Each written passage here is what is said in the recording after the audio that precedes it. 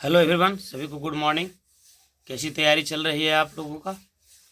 आज के इस प्रैक्टिस सेशन में हम लोग देखेंगे 12th 2025 बीएसईबी या सीबीएसई के लिए शॉर्ट आंसर टाइप क्वेश्चन का ये चौथा पार्ट।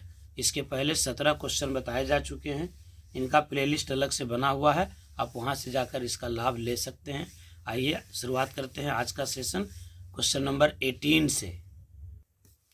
क्वेश्चन नंबर 18 है, prove that sine inverse 3/5 minus sine inverse 8/17 बराबर कॉस इनवर्स 84/85। कैसे साबित करेंगे?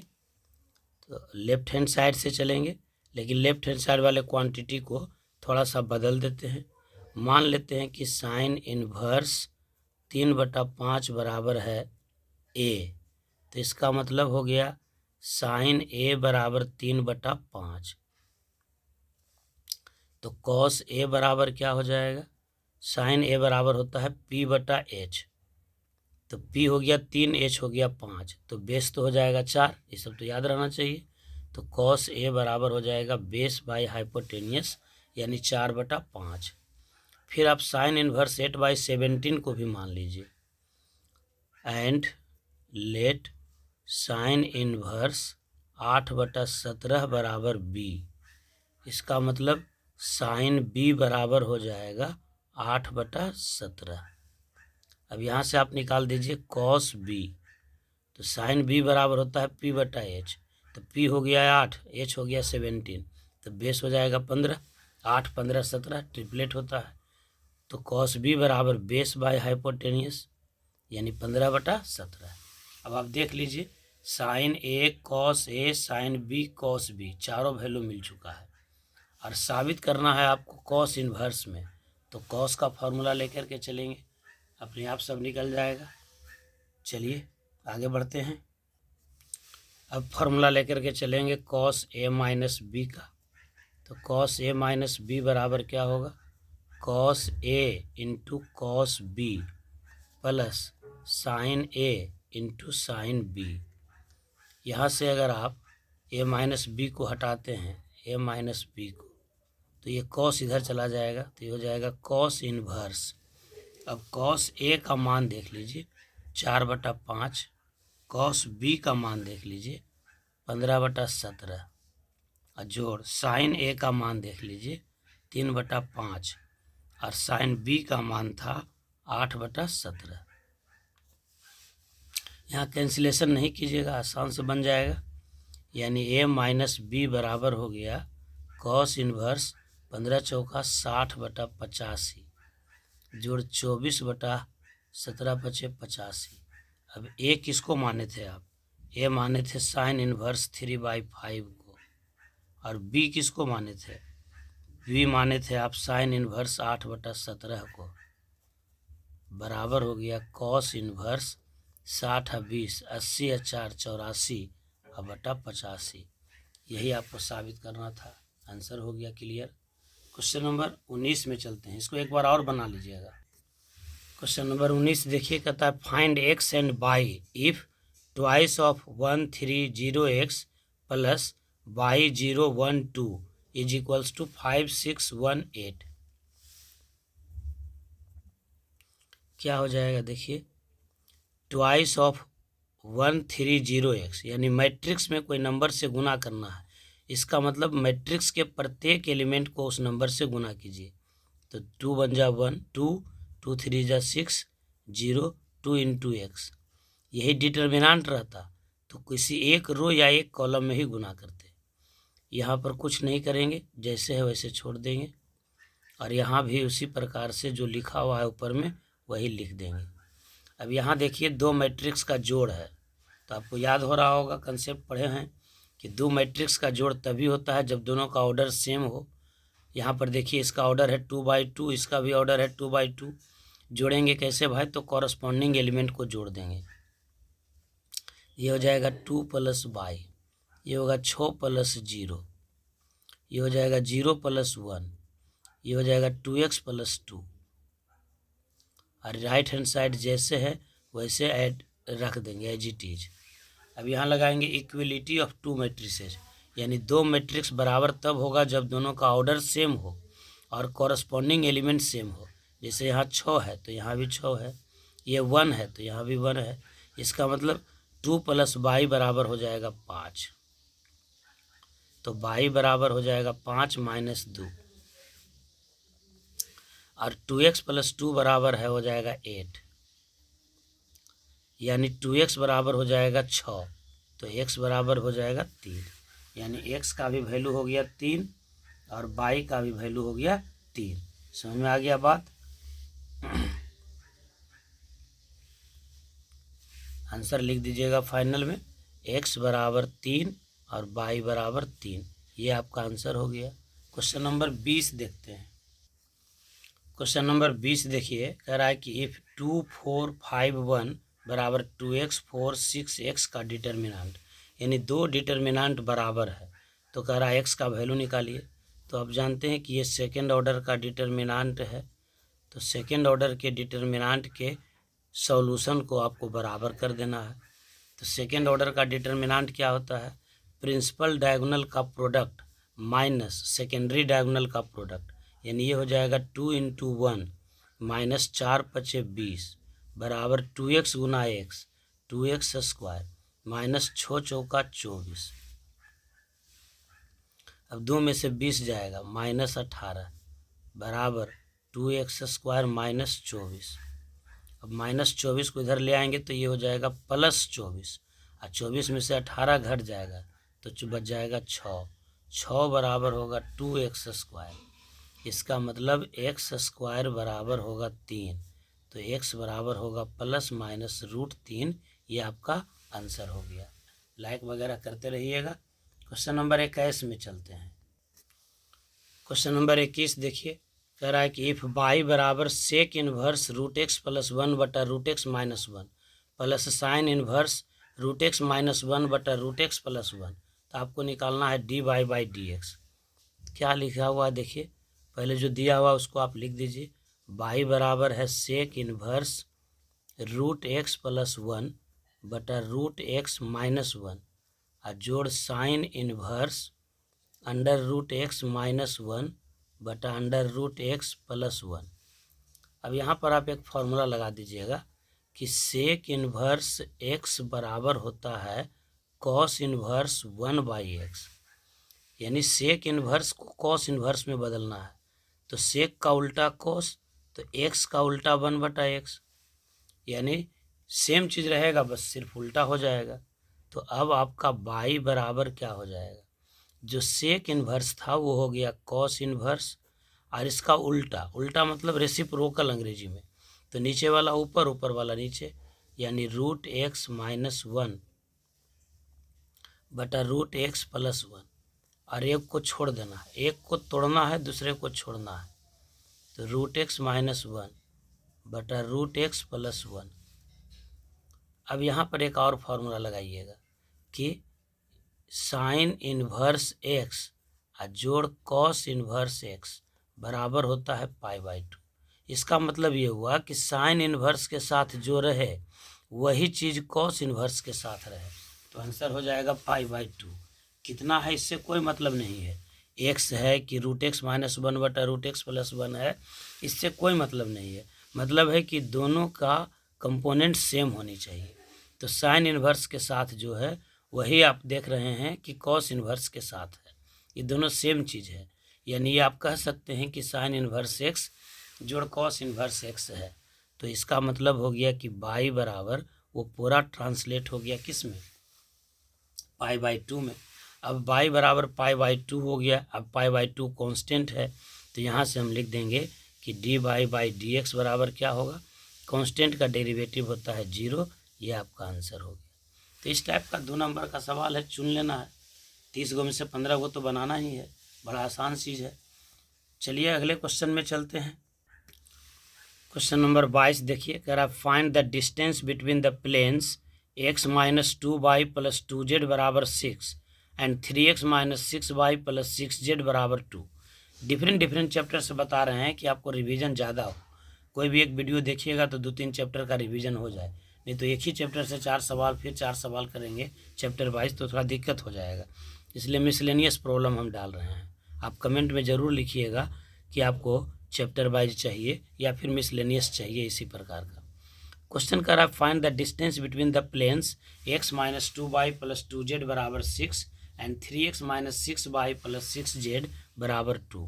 तो पहले आप प्लेन को स्टैंडर्ड फॉर्म में लिख दीजिए। यह है x minus 2y plus 2z, इसको लिख सकते हैं -6 बराबर 0। यह आपका पहला प्लेन हो गया। एंड दूसरा प्लेन क्या है, तो 3x minus 6y plus 6z बराबर 2। इसमें आप पहले क्या कीजिए कि दोनों तरफ 3 से डिवाइड कर दीजिए, जो कॉमन पाथ है, ये डायरेक्शन रेशियो बनता है, तो इसको सिंपलेस्ट फॉर्म में रख दीजिए, तब ये मिल जाएगा। 3 से डिवाइड कीजिएगा तो x minus 2y plus 2z बराबर हो जाएगा 2/3। अब देखिए इस दोनों प्लेन को देखिए, दोनों प्लेन का कंपोनेंट बराबर है, यानी a1/a2 बराबर b1/b2 बराबर c1/c2, यानी दोनों प्लेन पैरेलल हो गया। तो आप लिख देंगे कि प्लेन्स आर पैरेलल।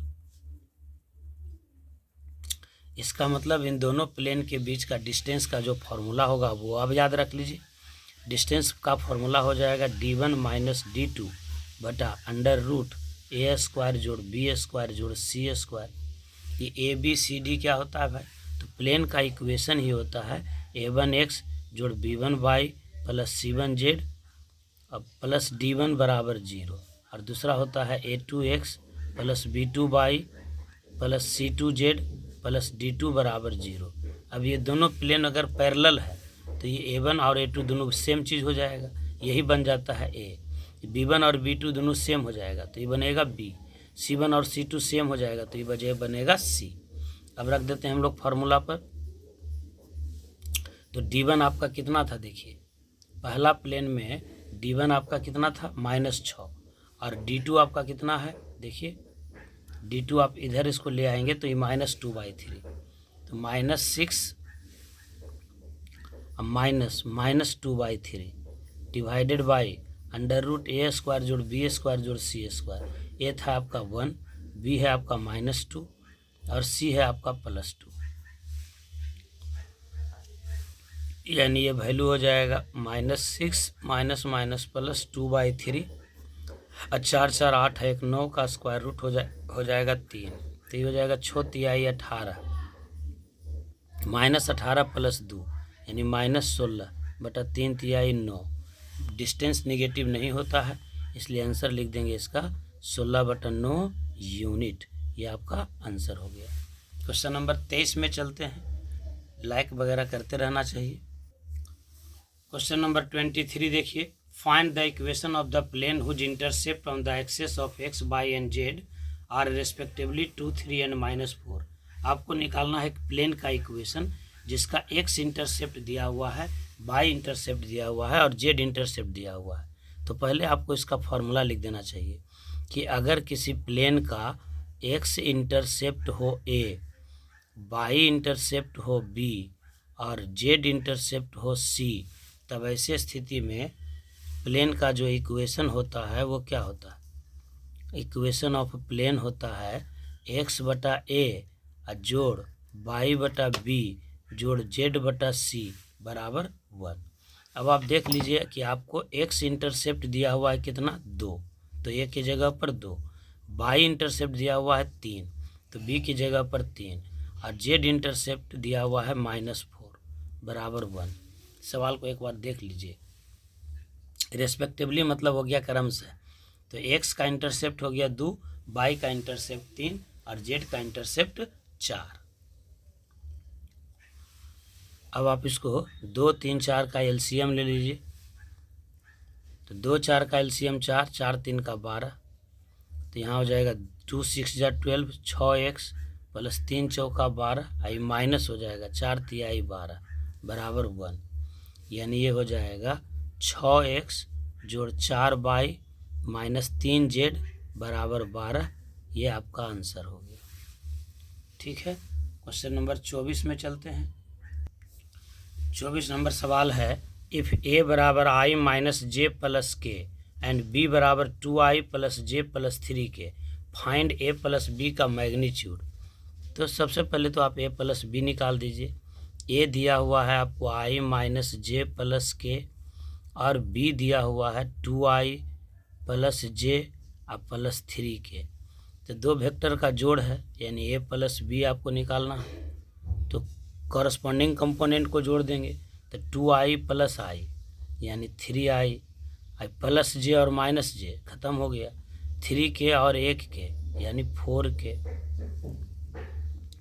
अब आपको निकालना है वेक्टर a प्लस बी का मैग्नीट्यूड।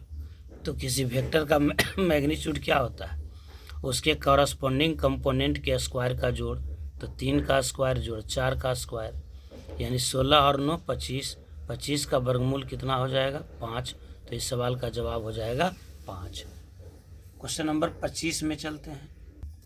25 नंबर सवाल देखिए, कहता है फाइंड 0 से π/2 dx बटा 1 प्लस रूट tan x। देखिए मोस्ट रिपीटेड क्वेश्चन है, यानी इसके आधार पर एक क्वेश्चन रहता ही रहता है, यानी आप इसको मान सकते हैं गारंटेड 100% 100% इस टाइप का सवाल आएगा ही आएगा। कैसे बनाएंगे? मान लेते हैं कि i बराबर है 0 से π/2 dx बटा 1 plus under root tan x, यानी i बराबर होगा 0 से π/2 dx बटा 1 प्लस रूट tan x को आप लिख सकते हैं रूट साइन x अब बटा रूट कॉस x। अब आप यहाँ पर देखिए i बराबर होगा 0 से π/2 रूट कॉस x, एलसीएम ले लेंगे। तो जब एलसीएम ले लेंगे तो ये अंतिम में ऊपर चला जाएगा, तो ऊपर बच जाएगा रूट कॉस x और नीचे हो जाएगा रूट कॉस x जोड़ रूट साइन x। अगर यही ऑब्जेक्टिव में रहेगा तो इसका आंसर हो जाएगा तुरंत π/2 माइनस 0 का आधा यानी π/4। ऑब्जेक्टिव में भी ये सवाल पूछ सकता है। इसको मान लीजिए 1। अब आप यहाँ लगाइए प्रॉपर्टीज कि 0 से a f of x dx बराबर होता है 0 से a f of a minus x dx, यानी x को रिप्लेस कर देते हैं a माइनस एक्स से। तो ये i बराबर क्या हो जाएगा?